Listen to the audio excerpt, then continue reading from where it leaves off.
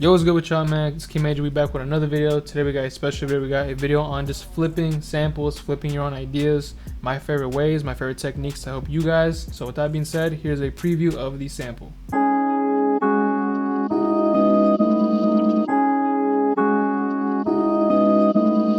Alright, so now you guys heard that preview. Here we are in the FOP. So this sample is very simple. Like I said in the intro, I literally started with these two melodies right here.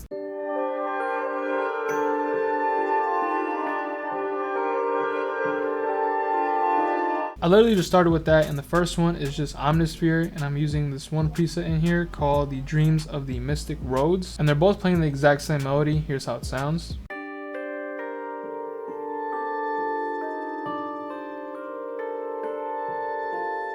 Now, as far as this melody, it's very simple. I have two things going on. I have some basic chords, as you can see right here.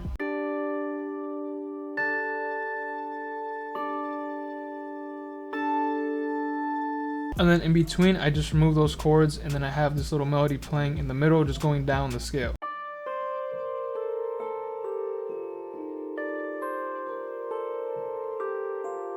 I will say the only thing I did to this melody that I changed that made it sound a lot more dark and a more like ambient, sinister type of feel is I took the last note, which originally I had at D, and I pitched it up one semitone to D sharp. Using these tension notes really causes a real dark feeling in your samples, and you can see I use it here and I use it right here as well with the A and then A sharp. For the effects, I just panned it a little bit to the left and I took the low end out. Moving on to the second one, like I said, it's the exact same melody. I just layered it with a new sound, the Dreams Searching Glass preset.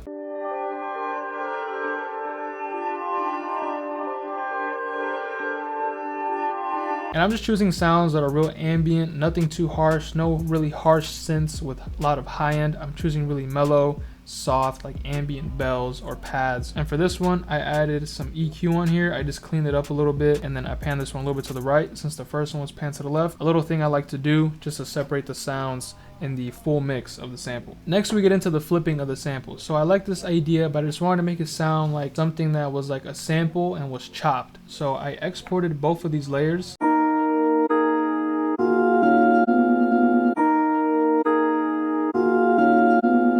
So as you can see, it really has a lot more bounce, a lot more rhythm. It sounds a lot more vintage and in like a good way. Well, there's three things that I did to get that effect, and it was very simple. First thing I did is I changed the pitch. So I brought it down by 400.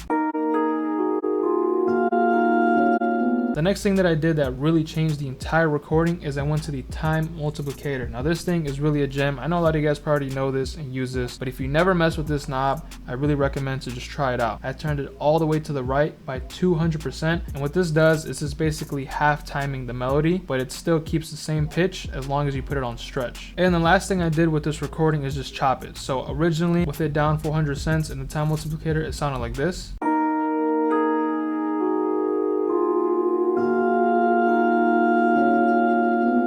So same thing, just half timed, and then all I did in here was I chopped it up to get a more fast up tempo.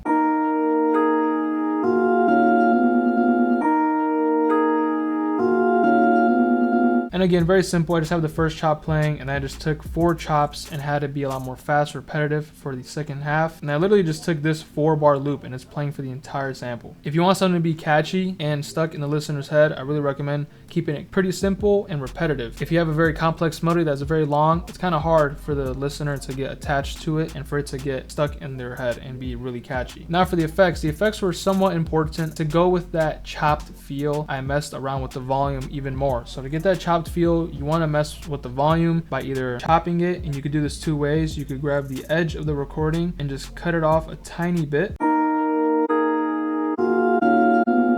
and that'll really give a nice exaggerated chopped feel like Beats, like I mentioned earlier. Or you can get this plugin, which is free, Tau Filter 2. Just select the volume, and then I put the chop or the speed to 8, and I'm essentially doing the same thing. I'm just creating like a little automation with the volume, and it's just cutting off the beginning and the end to give it a more exaggerated chop feel. And then as far as the pancake I added on here, this is another free plugin, and I just wanted to go for this weird vibe with the panning. So I wanted to add something unique to it, and it was just weird panning automation that I added. So if you have headphones, you're gonna hear it a lot easier.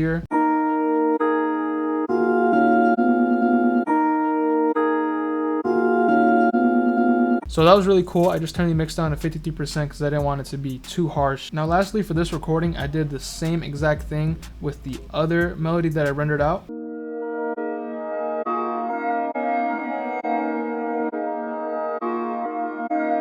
exact same thing, the exact same chops, exact same effects. Now that we're done with the chopping aspect, I wanted to add a little bit more layers just to create a more full sound for the sample and not have just these two playing the entire time. It might get a little boring. So I added some very simple layers. I first started with this one right here, and I used the contact, and in here I use 40's very own keys, and I use this play a painful melody. Basically, again, going with a very soft ambient sound, maybe like some soft little keys. I don't want nothing harsh, nothing that's gonna be completely separated from the vibe I already got going on.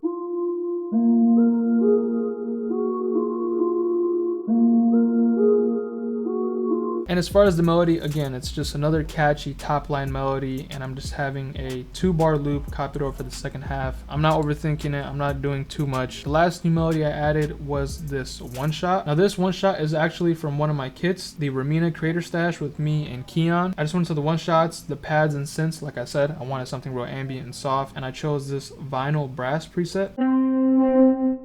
A real worn down vintage sounding one shot that fit perfectly with this sample.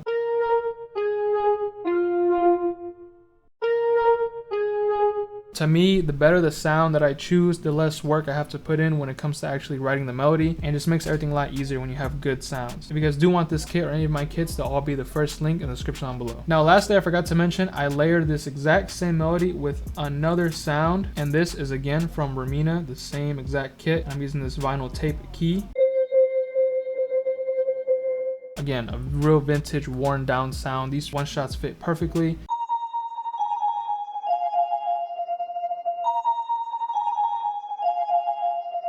And that's pretty much it. I have the first one panned to the right by 20%, the second one to the left by 31%, and as far as the effects on both of these, I have nothing. The one shot is already processed for you, it's already good to go. Now the final thing I added was this little like noise texture. I was just trying to add little like weird textures to make this sample stand out a little bit, and this comes from Ramina again, the Ear Candy and Accents folder, and it's this little like vinyl noise texture.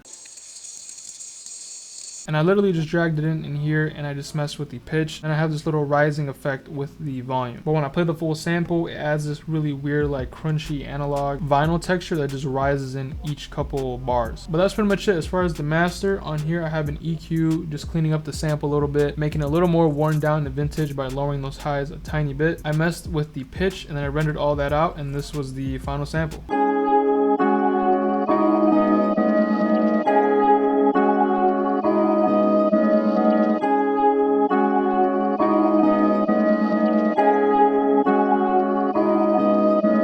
So man, that's pretty much it. Hope you guys did enjoy and learn something new. It's pretty much that simple, nothing too much going on in this video. If you guys do want any of my kits, or if you guys do want the Ramina Creator Stash with me and Keon, all my kits are linked in the first link in the description down below. With that being said, if you guys did enjoy and learn something new, if you did, make sure to leave a like, comment, subscribe, hit the bell so you don't miss any more videos, and I'll see you guys in the next video.